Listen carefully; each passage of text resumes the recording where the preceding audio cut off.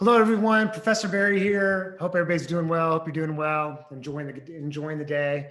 This week we are week 2, sociology of race, class, gender. Last week kind of started laying a foundation, the matrix of domination, kind of the field of sociology, what it's about. We're going to be working with the matrix of domination throughout the course of the term, so you will get comfortable with a lot of the ideas and the main ideas that Patricia Hill Collins offers in that particular article. It's kind of a foundational piece that kind of sets the stage for how we approach thinking about issues of inequality, think about structured inequality, and thinking about structured privilege at the same time, and think about the relationship between privilege and inequality themselves. And we always put things in a context, and that's going to be a lot about the theme this week is about understanding the relationship between privilege and domination, and then thinking about context, historical context, cultural context, and how these things shape kind of the ways that we as a culture think about race, think about class, think about gender. We could extend it into those areas as well. And then think about how we build institutions, legal institutions, education, healthcare, other things that get impacted by certain ways of thinking about, in the case this week, about race. So that's where we're going to go. We're going to go back and forth between PowerPoint and me talking to provide, basically my goal here is to provide a lot of conceptual background information, to define terminology, to get you kind of comfortable and situated into this discussion about the social construction of race. And hopefully that'll make either make the readings more clear as you get into the readings, or if you've already read the readings, it'll make more sense like post readings, like to make the connections that we're making here in this PowerPoint presentation. All right, so with that being said, open up PowerPoint and we'll get started. Okay, so first we got to do is we got to define and, okay, what is a social construction and what is social construction of race? Let me actually kind of go back for a second. So it kind of just the terminology, right? So construction, we're building, right? Kind of take that idea. Construction is something that's being built, it's being developed. And the social construction, so it's about how we develop ideas, how we develop meaning, how we develop language, how we develop understanding. So it's the social construction of, in this case, race. And some of the principles we can kind of talk about, Berger and Luckman, 1960s philosophers, epistemology, which came up with Patricia Hill Collins. Epistemology is the philosophy of understanding the development of knowledge, development of understanding. And Berger and Luckman were epistemologists. They were kind of investigating basically what they call the sociology of knowledge, understanding how knowledge is developed. We develop ways of thinking that are tied to history, time, place, social position. And these ways of constructing reality also reinforce a particular reality. So the important thing is to be able to understand that the world, the things that we understand to be true have been constructed to be true. Some of those constructions can be very valuable and beneficial. Like we need to have them constructed in that particular way. There's a benefit to the larger humanity. Some constructions serve interest, or they come out of, issues of power relations or inequities, or the desire for domination, or desire for advantage. So it's important that we critique systems of knowledge, so we become aware of how things were constructed, and then if need be, we can reconstruct them. So in this kind of language and literature, we talk about, deconstructing. Sometimes we have to deconstruct something before we reconstruct it. So for example, like we can move to a different topic, that ideas about gender had been constructed for a long period of time. Each culture constructs an idea of gender maybe in a different way. For example, in the United States, with European colonization and development, that from the non-native community, from the kind of the colonial and expansionist kind of movement, that there was no place for more than 2 genders. I mean, there was no third gender. Some Native American tribes had designation, their recognition for a third gender.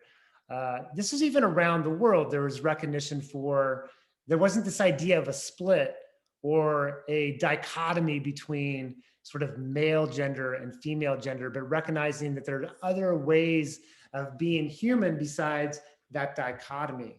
Well, that's a lot about construction, right? And we can live in a world that we've, it seems like, that maybe we grew up, because especially if you go back 20 years and people who were socialized, more than 20 years ago, it was like there was no other way of thinking. That was the dominant way of thinking. That was viewed as the natural way of being, the natural order. And there's greater recognition today that there's a lot of fault in that idea of that dichotomy. That dichotomy was an expression of culture during a particular point in time. And so to go back to this idea of deconstructing, so we've become more aware of how gender was a construct and still is a construct. And that there's been a deconstruction of a traditional way of thinking about gender and a reconstruction of a new way of thinking about gender. And that's a long-term process. And we could apply that same logic or that same idea to thinking about race. So some of the principles about social construction of reality are meaning is arbitrary. So that we assign any particular meaning to any particular object is not because the object deserves that meaning or that meaning doesn't come from the object, that humans give that thing meaning.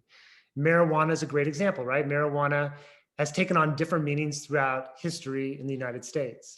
There was a time period, the 1920s, 1930s, the belief that marijuana would cause you to be insane, cause you to commit murder, to engage in violent behavior, which led to, the Federal Bureau of Narcotics I think it was 1937. So our first federal bureau in charge of kind of like examining and dealing with narcotics in the country. It was the marijuana scare of the 1930s. I mean, fast forward to where we're at today, totally different understanding about marijuana. That the level of THC in marijuana is incredibly more potent than it was back in the 1930s. But it's about the meaning was arbitrary. The meaning was assigned during a particular point in time for a lot of different reasons, about political reasons, social reasons, cultural reasons, a lot of different reasons why.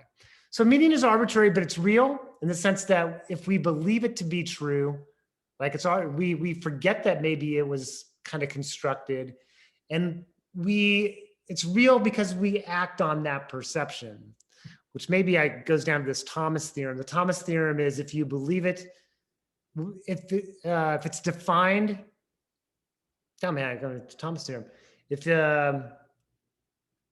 it's defined as real, it's real in its consequences. I was thinking about the specific words I think that W.I. Thomas used, and if it's defined, it's real in its consequences. So it's all about the definition. So if people define it a certain way, if they perceive it to be a certain way, then it's real in its consequences. They act on their perceptions of something. And that's the power of social constructions. If we don't remember that these are human constructions, we forget that they're arbitrary. They become really real. They become the only way of thinking. And then we develop all kinds of institutions, ways of life, and culture around this kind of fabricated or humanly created construction of reality. Nothing has any inherent meaning. Humans give it meaning. Language is a central part of constructing reality. So the language that we use, becomes an important part for constructing meaning. Language is not neutral. Language is attached to values and ideals and beliefs, and they reinforce particular ideas and values and beliefs. We give the world meaning through our interactions with others. So we develop through our own social networks, right? Different ways of thinking and knowing. So we negotiate. I may have a particular idea about gender, about masculinity. I may interact with other male friends, other female friends, other transgender friends. And then, based on those different interactions, start to develop new ways of thinking about gender, different ways of thinking about gender. Maybe I accept certain ways of gender and reject others. Everything is about negotiation. And at some point, for a lot of stuff, it's like, okay, well, this is what I believe, this is what I value, this is who I am. It's still being negotiated in the sense that nothing is forever set in stone, although some things are changed more fluidly or faster than others. Okay, so we negotiate through actions, things like that. You might already be thinking like, okay, I can see how this relates to race, right? Race is not there's no inherent meaning in race. And we'll give a lot of different examples of this, but it's really real in the sense that we have come to believe in these ideas about race. We develop institutions, laws, policies that are reinforced by particular ideas about race, which reinforce that itself, right? So it kind of ties into a lot of these different elements. Okay, so let's kind of make, I don't know, kind of maybe make a connection to race a little bit more explicit. The Human Genome Project, and I can't even remember what year that was. I want to say it's 1990s, early 1990s, which really was developing the Human Genome Project, is using science to look at basically the strain, the genetic, God, what's the word I'm looking for? Looking at our genetic codes. And what they determined is 99 point some percent where humans are basically, we are the same. There is no race gene. There is no gene that's identifying race. I mean, our physical manifestations in terms of race, like skin color, hair texture, body features, things like that, those are all rooted in things such as geographic region a person or their extended relations are from. So it's melatonin and sort of the excretion of melatonin from a particular region, from being in a particular region, or it's nutrition in terms of like, different body features and development. So there's the physical manifestations is not a reflection in terms of an inherent racial gene. There is no racial gene, but rather it's not biological, it's social and cultural. So what this slide here is just kind of like a short write-up from the Smithsonian. The exhibit that they had an exhibit about social construction of race, or looking at race from a larger historical project. And basically it shows that race is not rooted in biology. Why is this important? So if you look at genetics, they say, or lack thereof, we eliminate the argument that there is something wrong or different at a molecular level or genetic level between different groups of people. So then we have to explore what are those social and historical factors that led to the development of the way that we think about race today. So it forces us to reconcile and understand that if race is not biological, then how do we account for how we developed ideas about race? And then also, how do we account for the different experiences of different groups within society itself? So, it's like kind of like, you can kind of read the rest of that, but that's kind of like where they're going with that. I guess one question I kind of have too is like, why do we try to hold on to biological notions of race? I mean, if the facts and the evidence are pointing us in one direction, why the resistance? And when there's resistance for change, you got to be wondering, okay, who's invested in the former system of thinking about race, and who and why? What's their motivation? What's their reason for investing in that system? Okay, here's some different examples. So this is kind of hard for us to think about today, but this is the language that was used in the past. America has its own history with race, just, specifically thinking about 400 years ago, approximately, with the introduction of slavery, indentured servitude, and then moving to a more formal system of slavery in the United States.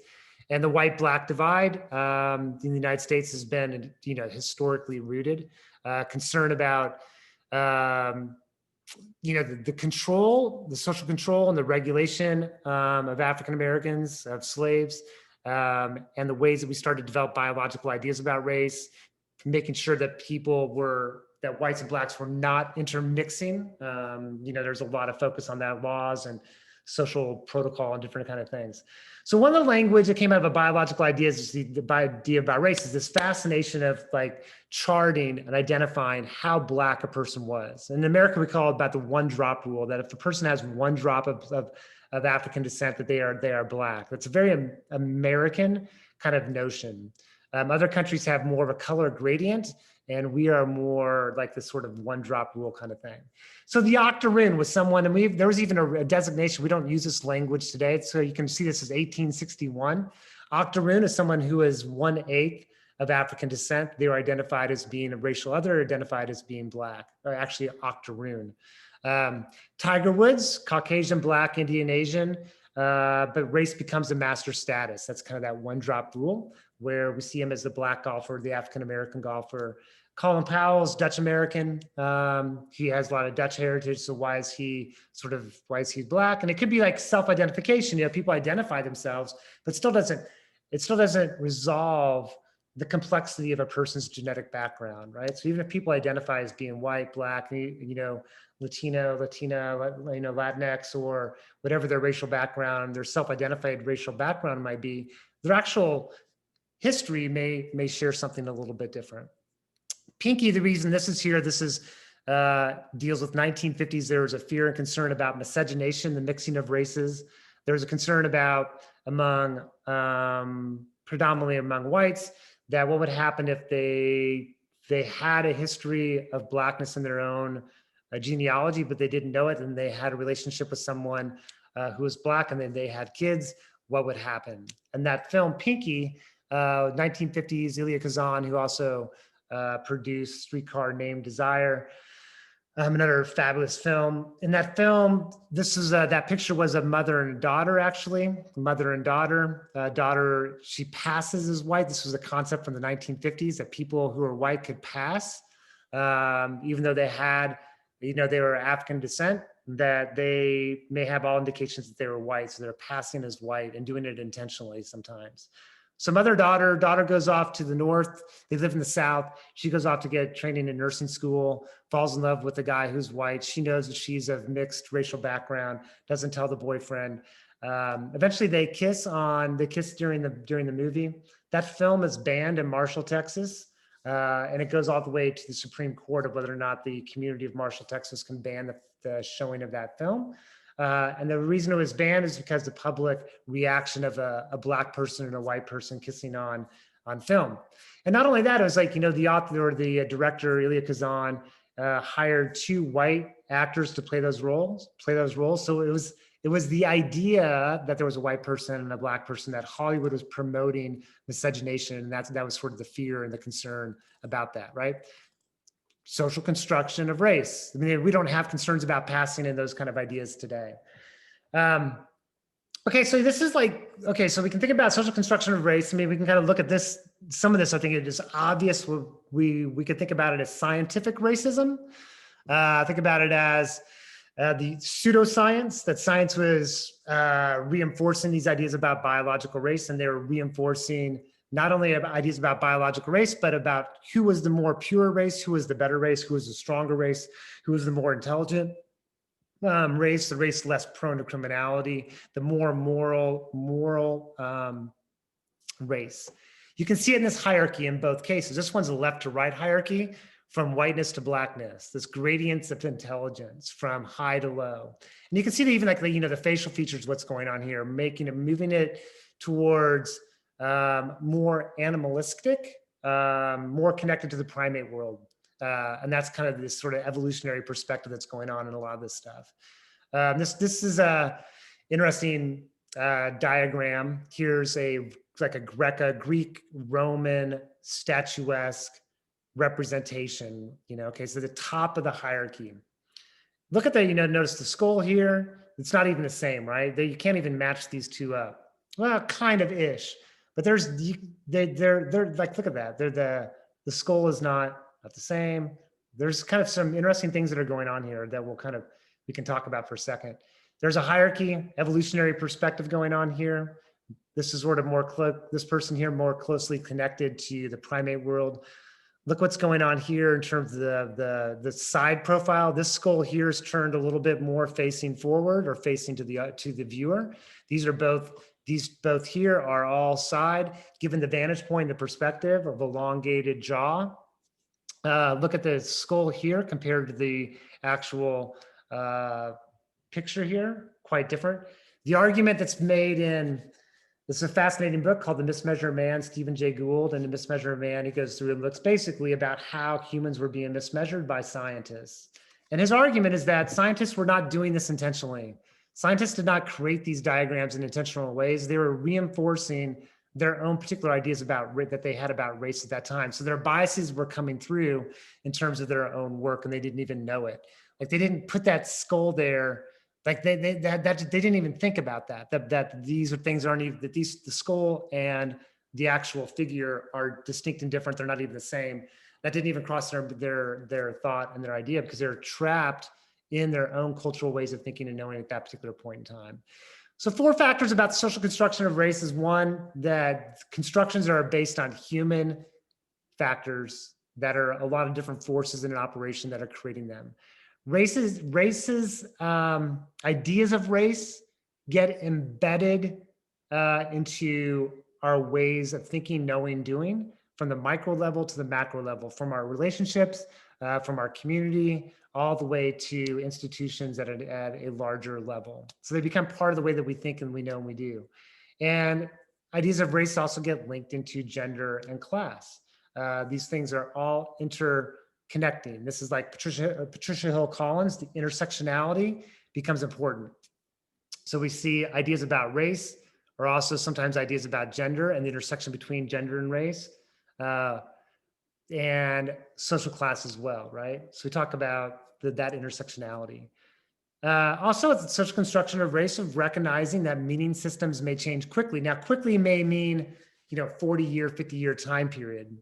It could mean that some ideas about race change a little bit more quickly, but the meaning systems can change relatively fast. I think race is a slower moving object of change than, for example, sexual orientation, which has been really interesting to see that difference in terms of changing definitions, changing ideas, challenging ideas of race. We are more stuck into previous ways of thinking about race than we are thinking about sexual orientation and gender. And it raises the question why, which is, I think, an important one. And then finally, ideas of race are constructed relationally. So Blackness only makes sense in relationship to whiteness. Asian in relationship to white, Indian, Asian, Native American, all these are relational. So matrix of domination helps with that too. It's like these racial ideas of race and racial groups all exist in a context, and they're not isolated from one another. There are powerful things that are going on that are linking these things together. And so we have to think about these things as more relationally, even though we may think about groups very distinct, there's interrelationships between them. Here's some other ideas about sort of measurement, right? Sort of measurement of race. Race becomes common sense sometimes. So if we construct reality for a long enough time, then it becomes like, it's common sense. This is like who people are. I could give you a lot of different examples. I don't want to do that. I'll do this in class and thinking about common sense ideas that people say about, we could start with gender. It's just common sense that males are more physical, males are better at, females are just better at, and females are more nurturant. I mean, those are like these ideas that common sense are actually constructions. They're things that we've developed in culture over a period of time. They seem common sense, but they are not empirically established. They are products of culture and environment and context. Race is neither an essence nor an illusion, but rather an ongoing, contradictory, self-reinforcing plastic process subject to macro level forces and micro level. So it's not an essence. It's not an illusion either, right? So it's arbitrary, but yet real.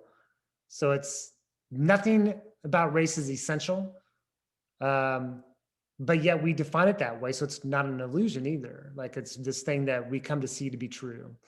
The history of science has long been the history of failed efforts to justify these social beliefs. Along the way, various minds try to fashion practical human typologies along different physical axes, skin color, hair texture, et cetera, et cetera, et cetera. Race as biology is just not true. Races are not genetically distinct. We can't measure them reliably, and they're not scientifically meaningful.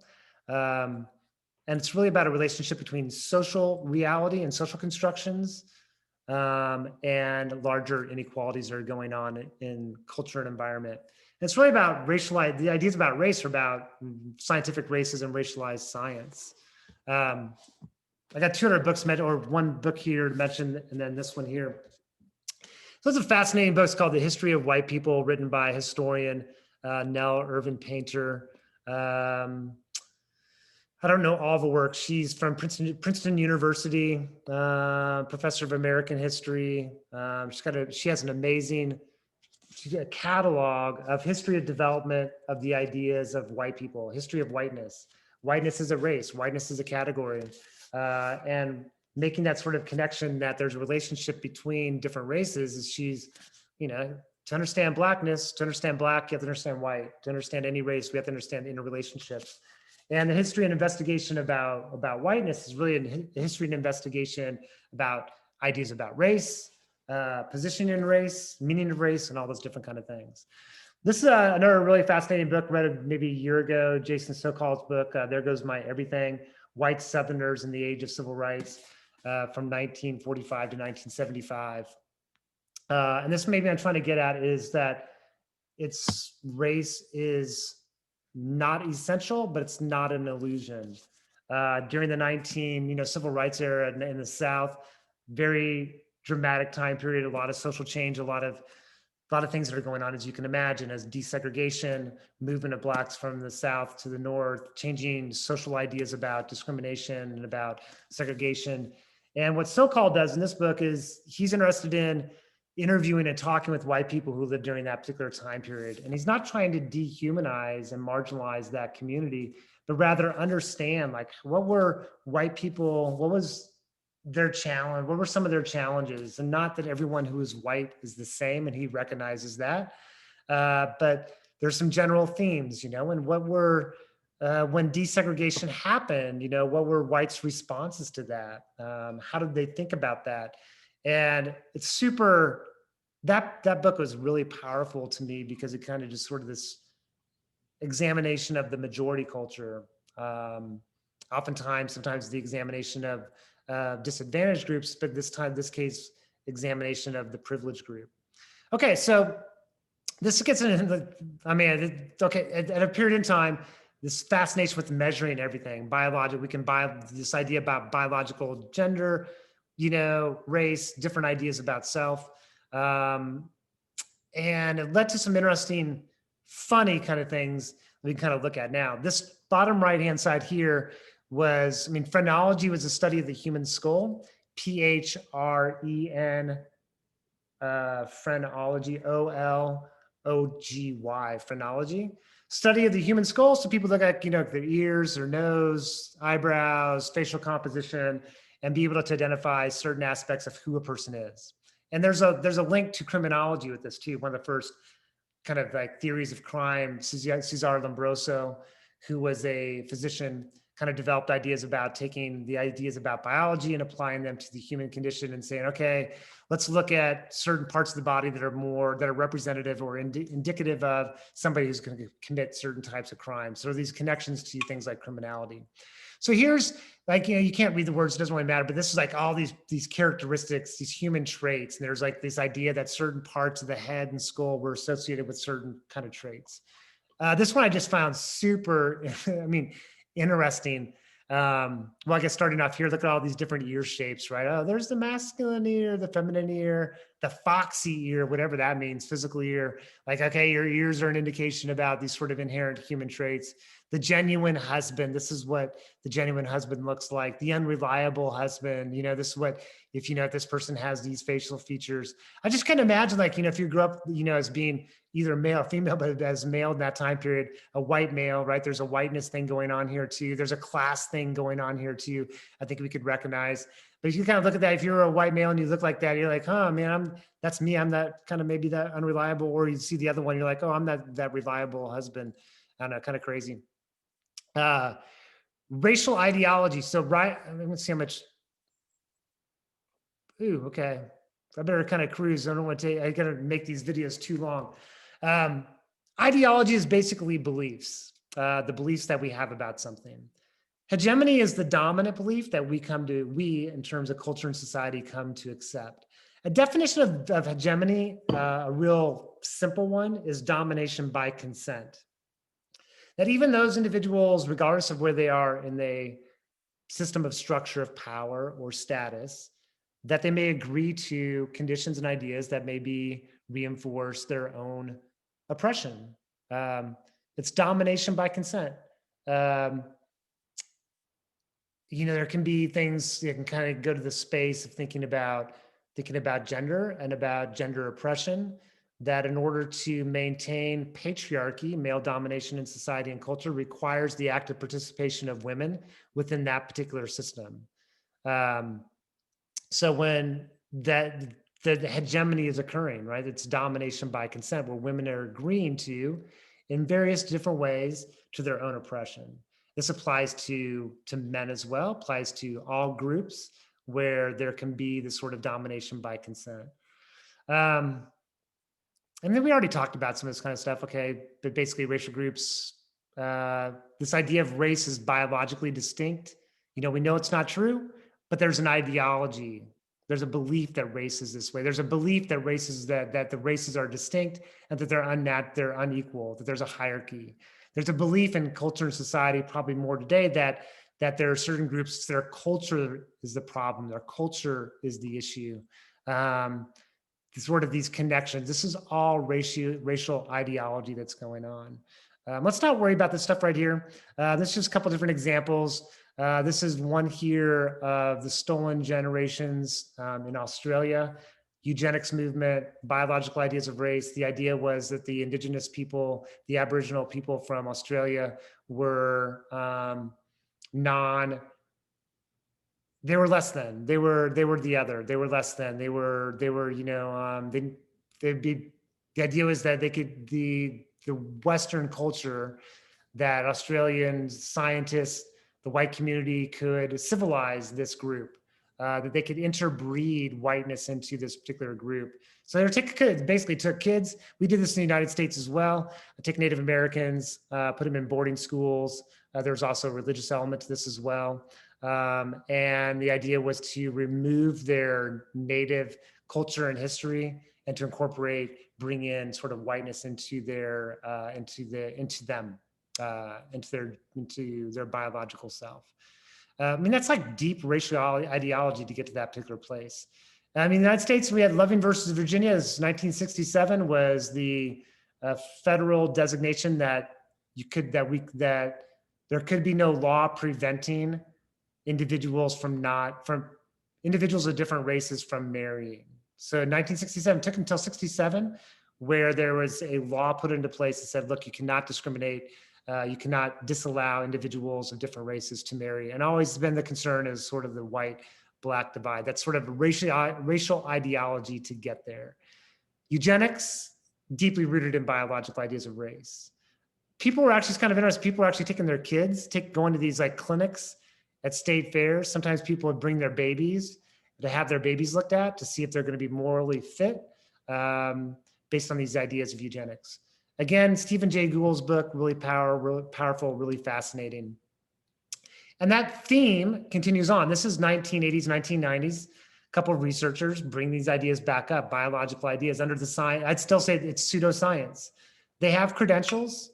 They come from prestigious universities, but they're reinforcing these ideas of race, that race and biology are connected, race, biology, and social outcome like educational level, criminality, that it's all based on, that part of that is based on a racial component. It's faulty science.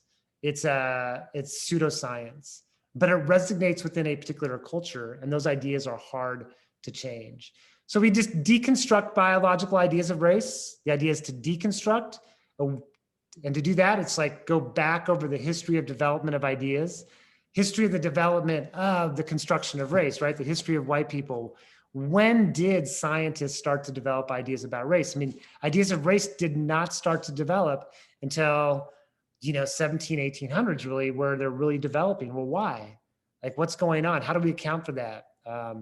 If we can become more critically aware, we're deconstructing ideas in the process with the idea and the intent, ultimately, that we're going to have to reconstruct along more objective, along different lines that are hopefully more humanizing, more uniting versus dividing. This is a depiction, United States, Uncle Sam being devoured by Chinese labor, 1880s. And this is the Black Irish, like this representation that the Irish were immigrating en masse into the United States, the Chinese, and they were devouring America. That theme of immigration goes on in American history. And we could see it in recent history, right? And it's fascinating. We can make these connections way back to the past. It can help us to better understand things that are going on today. I thought this was kind of an interesting one. Of course, white lives matter, all lives matter. This idea that, okay, well, both are equally racist is fundamentally problematic for a lot of different reasons where we can kind of attach to the matrix of domination. I think the matrix model, this would be the perspective that I would offer, is that the movement towards Black Lives Matter is because of the differential treatment of the lives of African Americans. And we could see that in terms of a lot of different institutions and outcomes in terms of life. Claims of like, well, white lives matter is a response and a reaction to. In the matrix model, it's a group that's been disadvantaged, our attention is being drawn to them. They're asking for attention to be kind of like brought their direction to right some wrongs. There are some in the white community who feel offense to that, who are trying to maintain or feel that they're going to lose out in that in some way. Or if we intersect class within that some whites may see that they are struggling too. They're having a hard time and they don't understand how is it that another group is getting attention and they are not. But this idea that they're equally, that drawing attention to a disadvantaged group, that both of these ideas are equally racist is fundamentally problematic because of looking at the unique histories of both those different groups, of where they're situated in terms of hierarchy. Just because we're drawing attention to one group doesn't make that a racist move. And we can talk more about that in class as well. I don't know why I have this here. I thought this was interesting. This was like, cool example of matrix of domination. So this came from earlier this week. Universities are urged to improve awareness of racism, disadvantage, inequities that are looking from the oppressed groups, and privilege. So it's like, when I saw that, I was like, okay, finally we're having that conversation, which I think is a key important part, is we have to see the interrelationships between privilege and domination. We can't only talk about the dominated group because that misses the connection to the privileged group. White women benefit most from affirmative action, but are increasingly those who are most fiercely opposing affirmative action. It's interesting how policy, women have always been the number one in terms of numerically the beneficiary of affirmative action, although we tend to see it as, think in culture as a racial, it has racial impacts for sure, but we're not aware about gender, the gendered component of affirmative action. And white women they want to protect their position. It's like, it's this, everything goes back to that in some sort of way about a group's awareness of their position within the status hierarchy, and they're protecting their position within that as well. Okay, so matrix of domination links. We talked a little bit about sort of privilege and domination being connected, intersectionality, ways of thinking, knowing, epistemology, social construction of reality. We're really trying to encourage in a lot of this, right? It's looking at critical thinking, evaluation, understanding, hearing from different voices, perspectives. What a great example of rationalism, right? Hearing stories from white Southerners during that particular time period. That's not empirical data, but that's super powerful information. It gets you into the mindset of what might have been going on with individuals in those communities. Like, that's important data, valuable information that helps us to understand. And the more we understand, the more we humanize and understand, the more we are in a position to build better, stronger communities and relations. And we'll come back later to the domains of power. We need to talk about that, flesh that out in class a little bit more. Have a great rest of your day. That's all I got. That's a pretty good amount of time there. So yeah, have a good rest of your day. Always encourage you to bring questions to class. So as you go through this video, questions come up, write them down, bring them to class. We all learn from each other. I'm always learning. I don't have all the answers. I appreciate, learning from you, your perspective, your ideas, your questions are super helpful in that regard as well. So bring them on. Have a great day. Thanks a lot.